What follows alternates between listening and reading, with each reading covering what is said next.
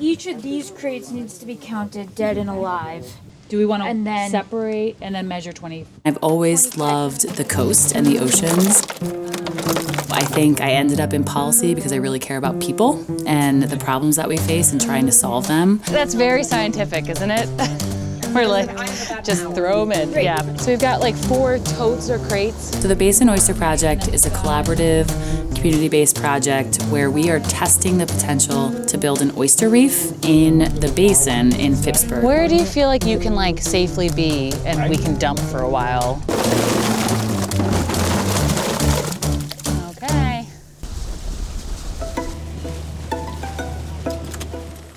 Oysters are a foundation species. They provide a number of different ecosystem services, from providing habitat to cleaning the water. A lot of the reef, especially as you build up that 3D structure, it can create habitat for juvenile species and add some protection there. If you create structure in areas where there's a lot of wave action, you can kind of dissipate some of that wave energy, and it can protect our coastal areas from storms. We have historic records of oysters being in Maine estuaries, but then there was a period of like colder water, predators, we'd lost them. And now with a growing oyster aquaculture industry, we are starting to see oyster populations return. The work we've been doing here in the Basin Oyster Project, it is the first of its kind in the state of Maine. We don't want to be oyster farmers. That's not the goal of this. We want to try to build a reef. Great. Since 2020, we have planted about 25,000 oysters at 2 locations in the basin. We really just dump the crates off the side of the boat, and the oysters go down and settle and hopefully survive. Oh, did my cat in these little doubles? So when we took over the Basin Oyster Project, we initially tried to settle eyed larvae, and then those got eaten by green crabs. Here, John, I can take that one. Finally, we learned to buy adult oysters, or uglies, from the local farmers who are much better at farming than we are. Thanks, John. Okay, you got them? Okay. The working waterfront is really kind of the heartbeat of these small communities.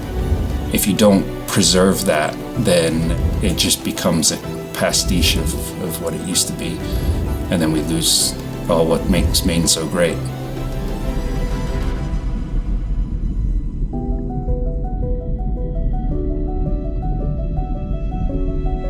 Fishermen are adaptive, right? They are hunting in the ocean, which is inherently ever-changing.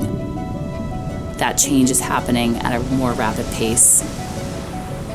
The Gulf of Maine is warming faster than most of the world's oceans, and shifts in species distribution has real ramifications for our socioeconomics in the state, both that culture that's really important to people and the economy.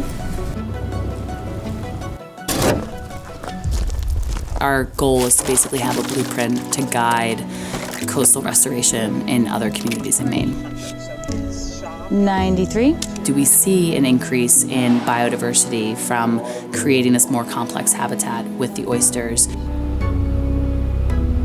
Our oysters are basically team players and working together to make the system a better environment, and so we need to replicate that on the human side.